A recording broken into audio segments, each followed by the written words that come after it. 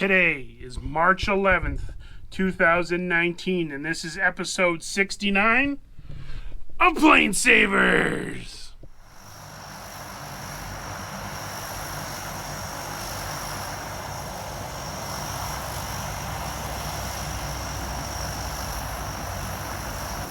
Da-na, da-na, da-na, da-na, da-na, da-na, da-na.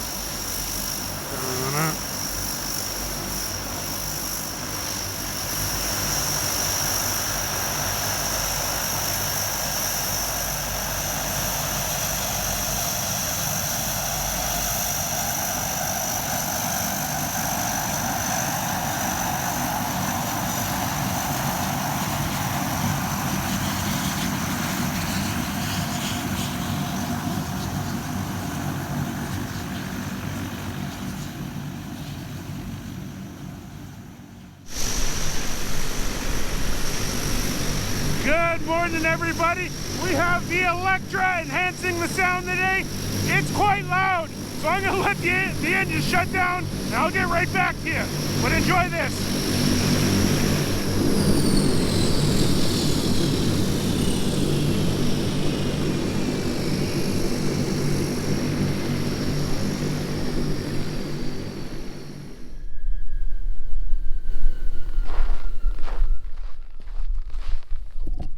Why is this door right here on the DC3, this one right here, called the hamburger door? And yeah, literally, I get this question every day. Watch this.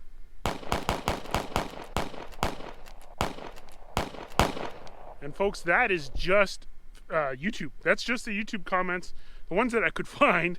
Not including all the Facebook, Instagram, Twitter, and all the different variations. So I just wanted to touch on that. So in future episodes, when anybody ever asks, just send them a link to this, and yeah, he'll answer it. So first off, we got to figure out what the door is. And to do that, we have to go all the way back to the 30s when the airplane was fresh, brand new, and top of the line. You see, the DC-3 really changed the way that people traveled. And it really changed how the mail moved. And yes, the original purpose for the door was a mail door. So as the passengers were getting on and off the airplanes, mail was being unloaded and loaded through the mail door. And this still goes on today, folks. When you jump onto a modern jet, they're not loading the luggage next to you or the mail, they're loading it in the belly. It just so happens back then, they loaded it in the nose.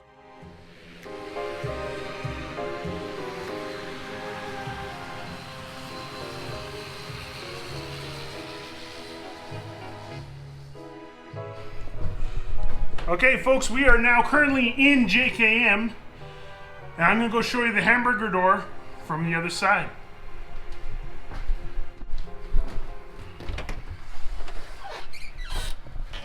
Okay, folks, so I stripped back the liner to show you guys the door. As you can see, it is actually marked as an emergency exit. Keep cargo door closed while running engines. And this gets to us to why it's called the hamburger door. So if we go out here, open the window, now we got the window open, you can see if you were to use that door that close to the engine, if it was running, gives us the name the hamburger door, because you would literally be hamburger if you were to use this door with that engine running. So all that is the reason why it's called the hamburger door. Some places in Europe call it the whiskey door. I don't know why it's called the whiskey door. Officially, it's an emergency exit / cargo door. And another fact is a lot of cargo pilots use it as an entrance. If you have a lot of freight here, it would be easier just to come out this door right here than it would be to climb over the freight. So there you go. That's a quick little thing on, well, it wasn't too quick. I kind of dragged that out a little bit. But yeah, it's called the hamburger door because you would be hamburger because it's just that close to the prop. So yeah, hope you guys enjoyed that. Hope you learned something. But now let's get back to work. Let's get on the phone and see if we can find my father in Red Deer and get an update.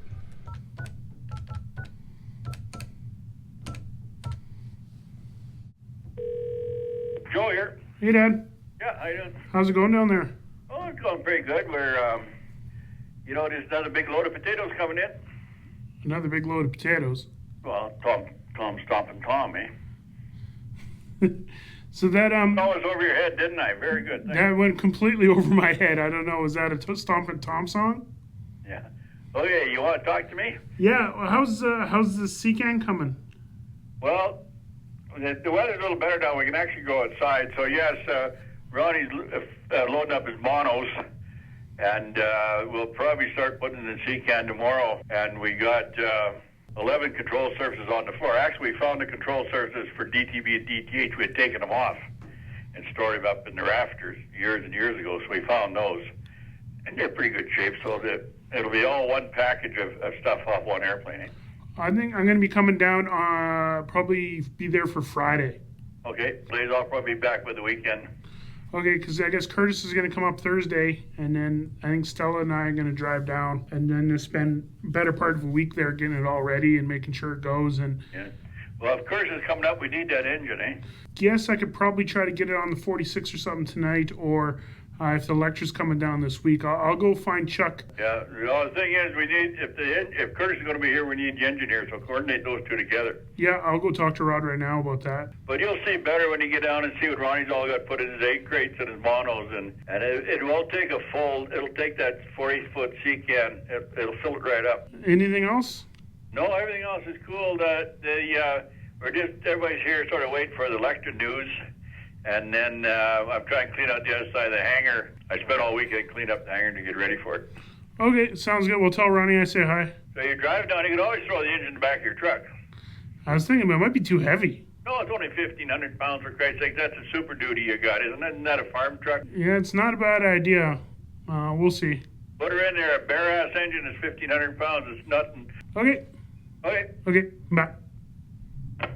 Okay, folks, so that was talking to Joe. That made a little bit of sense. He made a reference, Stompin' Tom song. I have no clue what that means.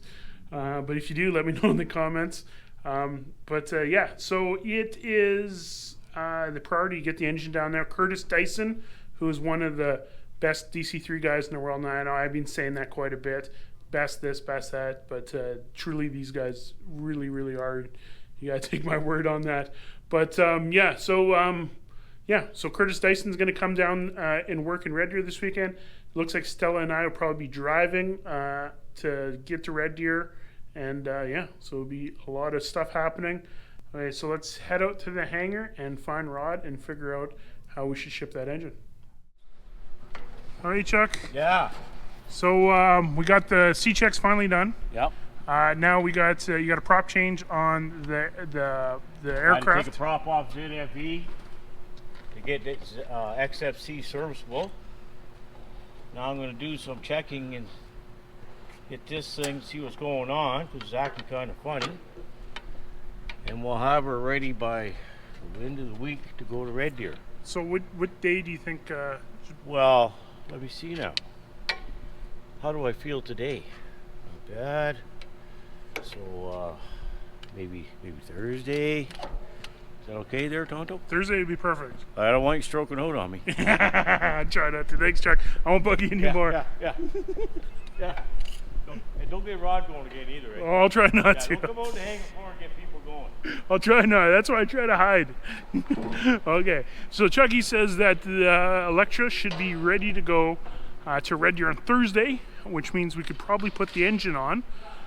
Rod, I think, is somewhere over here, so I got to find Rod and see how we're going to get the engine ready to ship, because if for whatever reason the Electra can't take it, I got to put it in my truck. And I'll drive it down, because again, we have Curtis Dyson going to be in Red Deer on Friday to start building the engine up, and we don't want to delay anything. So the engine is what we're waiting for to get that Secan ready to be shipped to Montreal. On a side note, we'll probably set up a call with Benoit tomorrow. I'll do a Skype call with Benoit, and he can give us an update on where we're going to work, because right now, even if we get the Secan set up, we have nowhere to go. I want to also take this time to thank Chrono Aviation. They allowed us to park at their facility for the last month or so, but they need us to leave because they got a big contract coming up and they need the space. So a huge thank you to Chrono for letting us park there. But now we are orphans and we need a new spot. So we're working on that now, and we'll do an update with that tomorrow. But right now, I got to find Rod and figure out the logistics on how to ship this engine. Hey, Rod. So Chucky figures that he can have the Electra ready by Thursday, but if it's not, we're going to have to either ship the engine on the 46 to get on the truck or on the back of my pickup. Mm-hmm. So what do you think? You can go on the Electra. You go on the Electra? We got a proper stand and everything? Mm-hmm. Oh, Tire. throw on a tire. C46 tire.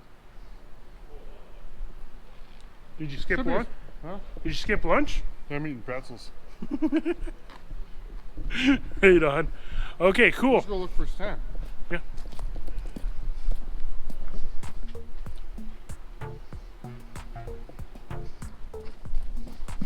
We'll just put it up, yeah. So it's got the mounts on. We'll have to take the lower accessory panel mounts off. We can put on a tire. So of course, not a tire like this, a tire without a rim. Yeah. Yeah, we got a bunch of tires. Well, Clifford knows where the stand is. But if we're going to put it in a truck, we have to put it on a stand.